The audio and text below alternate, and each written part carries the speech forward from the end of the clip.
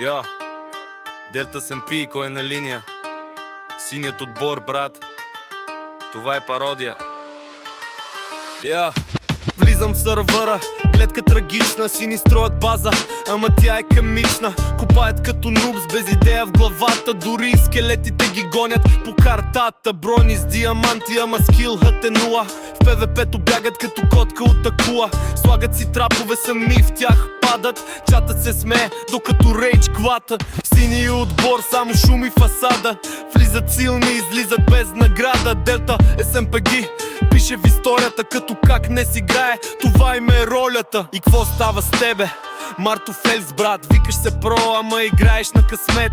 Строиш ферма, тя не бачка изобщо. Редстоуна ти крещи, моля те спри просто. Скачаш в бой и веднага си аут. Респаун ти е дом, не просто респаун. Говориш много, ама геймплей няма. Ти си мейн герой в собствената си драма. И що говориш, все едно си биг бос. Като звучиш сякаш наденички в устата. Просто лос, опитваш да командваш, ама никой не слуша. Защото първи падаш и всичко се руши на пушек. Синия отбор, фул тим, пак губи файт. Дори с кордина ти не намират райт.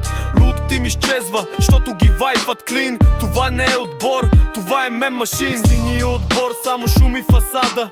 Влизат силни, излизат без награда. Делта СМП пише в историята, като как не си играе, това им е ролята. Така че next time, като влезете в играта, донесете си скил, не само екипировката.